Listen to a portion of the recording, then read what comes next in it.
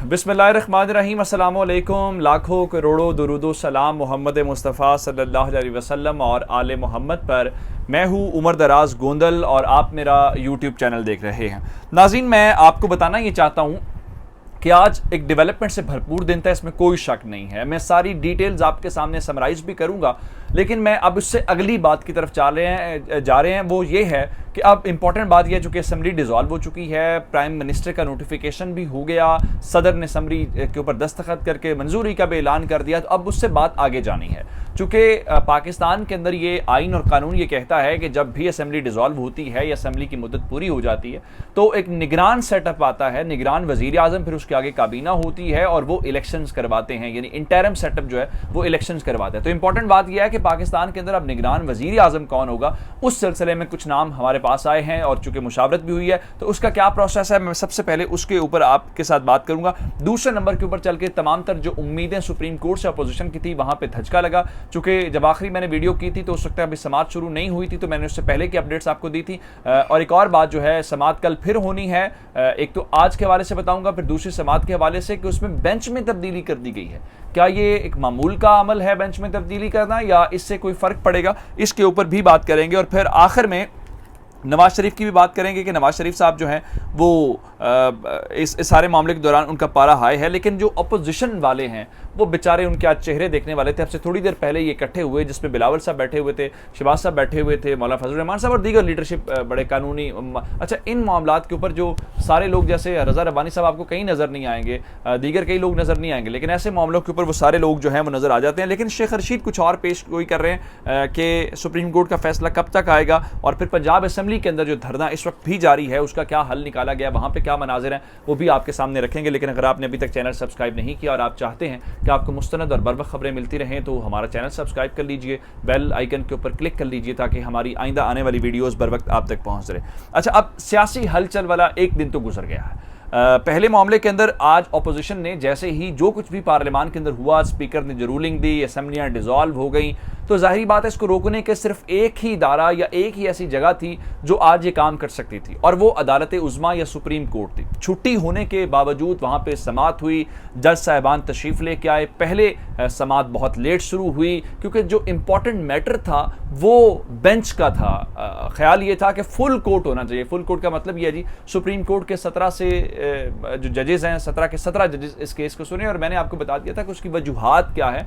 जजेस इस वक्त आउट ऑफ स्टेशन है, वो इस्लामाबाद के अंदर मौजूद नहीं है, फुल कोर्ट बनाना मुमकिन नहीं होगा। हाँ, लार्जर बेंच बन सकता है, लेकिन 3 जजेस के ऊपर मुश्तमिल बेंच बनाया गया। जस्टिस काजी फायज ईसा सुप्रीम कोर्ट पहुंचे, उसके बावजूद उनको बेंच के अंदर शामिल नहीं किया गया। उसकी क्या वजह है, मैं उसकी वजह बता देता हूं। शायद बहुत सारे लोग आपको ये कहें कि नहीं जी, वो जस्टिस काजी फायज ईसा को इस वजह से शामिल नहीं किया गया, उस वजह से शामिल नहीं किया गया। आम तौर पे आप प्रैक्टिस देखेंगे, किसी भी जो वकील है उससे अगर ये आप बात जानने की कोशिश करेंगे तो जो चीफ जस्टिस होता है वो मोस्ट सीनियर जज होता है। उसके बाद सीनियरिटी पे दूसरे नंबर पे जज होता है जो अपकमिंग चीफ जस्टिस होता है। काजी फायज ईसा साहब जो हैं वो इस वक्त अपकमिंग चीफ जस्टिस हैं, या सीनियरिटी के ऊपर दूसरे नंबर के ऊपर है। मिसाल के तौर पे एक फैसला आता है इस बेंच से, तो उसकी अपील कौन सुनेगा?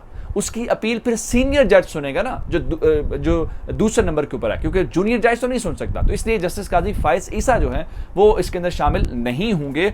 उसकी ये वजूहात हैं, अब मैं आगे चल के और भी बातें आपको बताऊंगा। लेकिन अच्छा, एक और बात है कि आज इनको उम्मीद बहुत ज़्यादा थी। रजा रब्बानी साहब, फारूक एच नाइक साहब, सारे सुप्रीम कोर्ट गए।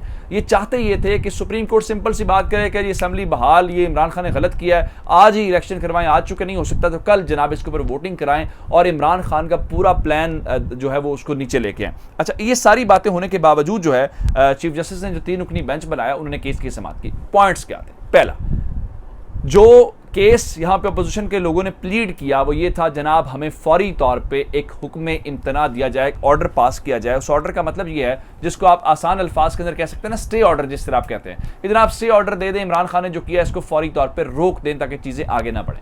कोर्ट ने कहा जी हम इंटरिम कोई भी रिलीफ नहीं देंगे, कोई इस किस्म की चीज़ नहीं करेंगे, लेकिन ये ज़रूर कहा कि इदारे जो हैं वो यकीनी बनाएं कि कोई गैर कानूनी काम ना हो, सियासी जमातें पुरअमन जो हैं वो रहें, और फिर जो तमाम पार्टीज़ हैं इस केस के अंदर, जिस टाइम प्राइम मिनिस्टर हैं, प्रेसिडेंट है, अटर्नी जनरल है, दीगर उन सब को जो है वो नोटिस सर्व कर दिए। दूसरे नंबर के ऊपर एक और बात जो उन्होंने बताई जो सूरत हाल को वाजे करेगी, उनका जी जो पार्लियामानी उमूर हैं और खासकर जो स्पीकर की रूलिंग है वहां पे सुप्रीम कोर्ट बहुत मोहतात हो जाती है क्योंकि जुरिस्डिक्शन दोनों का मामला हो जाता है, तो उसको भी देखना पड़ेगा। लेकिन एक सवाल जिसके ऊपर डिबेट होनी है वो सुप्रीम कोर्ट ने कहा कि यह देखना पड़ेगा कि जो स्पीकर की या डिप्टी स्पीकर की रूलिंग है क्या वो कॉन्स्टिट्यूशनली है, क्या एज पर लॉ है, या उसके अंदर कोई डिफेक्ट मौजूद है या कोई राइट इन्फ्रिंज करती है। अब इस सारे सूरत हाल को क्योंकि अदालत ने कहा कि हमने ये भी देखना है कि कहीं इससे आइन मुतासिर ना हो। अब दूसरी जानिब ये तो सुप्रीम कोर्ट ने कोई बात नहीं सुनी, वहां से लटके हुए चेहरों के साथ ही आए और उसके बाद फौज ने वैसे कह दिया। फौज ने कहा जी एब्सोल्युटली नॉट, हमारा इससे कोई ताल्लुक नहीं है,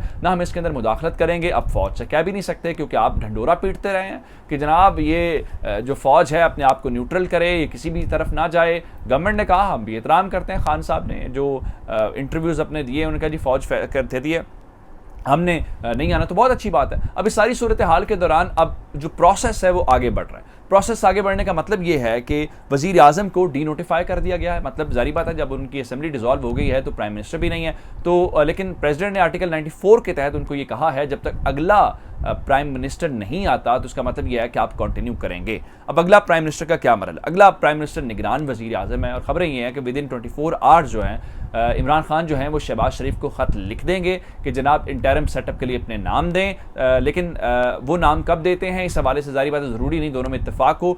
इस सारी सूरत हाल के दौरान एक चीज़ ज़रूरी है कि बनी गाला के अंदर तहरीक इंसाफ ने अपने लोगों के साथ मिल के कुछ मुशावरत की है कि निगरान वज़ीर आज़म कौन हो सकते हैं, क्योंकि निगरान वज़ीर आज़म ही अपनी काबीना लेके आएंगे और फिर निगरान वज़ीर आज़म ही आइंदा आने वाले इंतखाबात करवाए जाएंगे। अब इस हवाले से जो नाम गवर्नमेंट की तरफ से आया है मैं वो नाम बताना चाह रहा हूँ। शेख अजमत सईद साहब, जस्टिस रिटायर्ड शेख अजमत सईद साहब जो हैं उनके नाम के हवाले से गवर्नमेंट की ये ख्वाहिश है।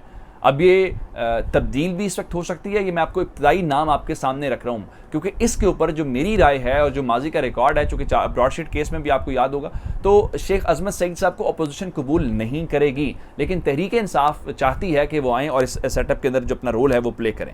अच्छा, एक और बात मैं आपको इस सिलसिले में ये बताना चाहता हूँ कि उमर सरफराज जो है पंजाब के अंदर तब्दीली आ गई है। वो इल्ज़ामात लगाने वाले, धमकियाँ देने वाले चोरी सरवर साहब जो हैं वो अपने अमले के साथ अलविदाई मुलाकातें करके चले गए हैं। बड़ी धुआंधार किस्म की उन्होंने आज जो है वो की और कहा जी मुझे गैर आईनी और गैर कानूनी कामों की बातें जो होती रही।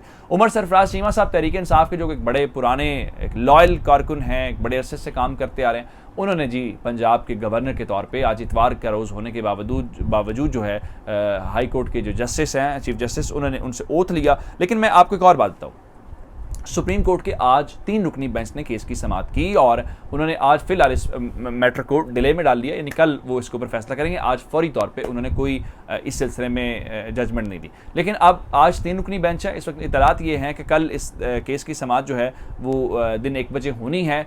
उस केस की समाअत के हवाले से बताया गया है कि अब 3 की बजाय जो 5 रुकनी बेंच है वो इस केस की समाअत करेगा। अब इस हवाले से मैं आपको बताऊँ तो क्या ये बेंच में तब्दीली जो है इस केस के ऊपर कोई असर डालेगी, इसके ऊपर मैंने कुछ कानूनी माहिरीन की राय ली है। उनके मुताबिक सुप्रीम कोर्ट में ये आम प्रैक्टिस है कि अगर वो समझते हैं कि अगर उसके अंदर कोई जस्टिस शामिल करना है, अगर कोई ऐसा मैटर आता है, अच्छा ये भी मुमकिन है, जैसे मैंने आपको जस्टिस काजी फाइज ईसा वाला बताया ना, सीनियर 2 जजेस वाला, ये मुमकिन है कि जस्टिस काजी फाइज ईसा को भी वो शामिल कर लें, ये चीफ जस्टिस का इख्तियार होता है, लेकिन उसके साथ फिर एक जूनियर जज भी शामिल करेंगे तो उसको बैलेंस कर लिया जाता है। अब इस सिलसिले में अब 3 से 5 रुकनी बेंच है, ये सुबह मालूम होगा कि बाकी 2 जजेस कौन से हैं। एक वजह मैं आपको और बता देता हूँ, उस हवाले से चूँकि सदारती रेफरेंस की भी कल समाअत है तो शायद सदारती रेफरेंस की जो समाअत है वह मुलतवी भी की जा सकती है। उसकी वजह यह है कि वो इतना मैटर ऑफ अर्जेंसी नहीं है, वो अब चूँकि उसके ऊपर वोटिंग नहीं होनी तो राय ही देनी है, तो सुप्रीम कोर्ट आराम से भी राय दे सकती है। लेकिन एक और इम्पॉर्टेंट मैं बात जो आपके सामने रखना चाहता हूँ वो शेख रशीद की बयान आता है। शेख रशीद बहुत कभी कभी अंदर की बातें लेके आते हैं। उन्होंने कहा है जी ये जब सुप्रीम कोर्ट के फैसला आएगा तब तक तो वैसे ही इलेक्शन की डेट आ जाएगी, यानी 90 दिन के अंदर अंदर अब ये इलेक्शन होने हैं। अगर कल सुप्रीम कोर्ट को ये ऑर्डर पास नहीं करती जिसमें ये चीज़ें प्रोसेस के साथ आगे बढ़ती हैं तो इसका मतलब ये होगा कि एज पर टाइम जो है उनके ख्याल में 2, 2.5, 3 महीने तो वैसे ही लग जाएंगे और जब टाइम इसका पूरा होगा तब तक वैसे ही इलेक्शन हो जाएंगे। अगर इलेक्शन नहीं भी होते तो इमरान खान की गवर्नमेंट तो कहीं जा रही, इमरान खान तो वहाँ ही स्टे करेंगे। एक और बात में जाते जाते फिर मैं अपोजिशन वाली बात की तरफ आता हूँ। इमरान खान अपनी भरपूर इलेक्शन कैंपेन कर रहे हैं। पिछले चंद दिनों में भरपूर जलसे किए, भरपूर तकरीरें की। अब एक और बात सुनी, उन्होंने कल फिर दोपहर 3 बजे आवाम से सवाल जवाब का जो सिलसिला है उसका सिलसिला शुरू करना है। आपने देखा कि पिछले दिनों में लोगों ने बहुत ज़्यादा उनको कॉल्स की, बाहर से उनसे हिमायत की। बहुत सारे लोगों ने कहा जी हमारा नंबर नहीं मिलता। लेकिन अब मैं आपको बता रहा हूँ कि कल दिन में दोबारा से जो प्राइम मिनिस्टर हैं वो पीटीवी के ऊपर डायरेक्ट टॉक जो है वो अवाम के साथ करेंगे। उस पंजाब असम्बली की सूरत हाल, चूँकि पंजाब असम्बली के अंदर भी आज अपोजिशन के साथ बड़ा हाथ हुआ है। हमजा शहबाज शरीफ आज ख्वाब बेचारे देख के आए थे कि सीएम बन जाएंगे, लेकिन उनकी सीएमशिप, हालांकि उसका तो कोई ताल्लुक नहीं है ना किसी अमेरिकन लेटर से, किसी कंस्पायरेसी से, लेकिन उनके साथ भी हाथ हो गया। तो इस वक्त अपोजिशन के जो लोग हैं, ख़वातीन की भी आज लड़ाई हुई, वहाँ पर धरना दिए हुए हैं, एक दूसरे के ऊपर हमले की भी कोशिश की गई। वहाँ पर अपोजिशन के लोग बहुत गुस्से में आए। वो कह रहे हैं जनाब के हमें रोज़ा इफ्तार कराने में प्रॉब्लम हुई, वज़ू के लिए पानी नहीं है, बीमार भी लोग दरमियान में होते हैं, कोई हार्ट पेशेंट होता है, कोई शुगर का पेशेंट होता है, तो उनकी जो मेडिसिन हैं वो भी नहीं आने दी जा रही। तो क्या ये जुल्म ज़्यादती है? अब चूँकि 6 अप्रैल तक इजलास मुलतवी है, तो कल तो इजलास वैसे भी नहीं होना, लेकिन वहाँ पर भी मामला पंजाब का जो है कल सुप्रीम कोर्ट के अंदर ज़ेर समात आ सकता है। तो पंजाब के हवाले से भी सुप्रीम कोर्ट कोई इंस्ट्रक्शंस दे सकती हैं। अब आते हैं जी इस हवाले से अपोजिशन की तरफ। मुत्तहिदा अपोजिशन का आज इजलास हुआ और मीडिया से भी बातचीत उन्होंने की है, एलामिया जारी किया है, जिसमें उन्होंने इब्तदाई तौर पर कहा है कि जो सुप्रीम कोर्ट ने नोटिस लिया ये बहुत अच्छी बात है। और उन्होंने अपनी सुप्रीम कोर्ट से कहा है कि आप आइन के साथ खड़े होंगे। हम उम्मीद करते हैं कि आप आइन शिकन के साथ खड़े नहीं होंगे और आप एक जो प्रेसिडेंट है वो सेट करेंगे। लेकिन उन्होंने एक और मुतालबा किया है अपोजिशन से, सुप्रीम कोर्ट से अपोजिशन ने, जो शायद पूरा होता हुआ दिखाई ना दे। वो ये है कि जी ये चूँकि एक बहुत बड़ा कानूनी सवाल है और एक कानूनी पहलू इसके अंदर हैं, तो इसलिए आप जो है एक फुल कोर्ट का अहतमाम करें ताकि फुल कोर्ट इसको सुने। इसलिए अब देखना यह है कि फुल कोर्ट के ऊपर मामला होता या नहीं आता। लेकिन नवाज शरीफ साहब जो बीमार हैं बेचारे और लंदन में अपना इलाज मुआवजा करवा रहे हैं, उनके मुतालिक भी उन्होंने भी आज ट्वीट करके अपने गुस्से का इजहार किया है, क्योंकि जो इस वक्त जज्बात हैं नून लीग के, जो उनके एहसासात हैं, जो उनका रद्दमल है वो बहुत सख्त है, क्योंकि एक्सपेक्टेशंस नहीं थी कि ये काम हो जाएगा, क्योंकि सबको यही था कि आज ये अमल हो जाएगा, वोटिंग होगी तो इमरान खान फारिग हो जाएंगे। उन्होंने कहा जी अपनी अना की खातिर इमरान खान ने जो है ना पूरे सिस्टम को, आइन को रौन दिया है, तो इस शख्स के ऊपर आर्टिकल 6 लगता है। और अब आर्टिकल 6 किसने लगाना है, कैसे लगाना है, ये एक अलग डिबेट है। लेकिन नवाज शरीफ और उनकी पार्टी बहुत गुस्से में दिखाई दे रही है। अब तक के अपडेट्स थी, चैनल सब्सक्राइब कीजिएगा। आपकी समातों का बहुत शुक्रिया। खुदा हाफिज़।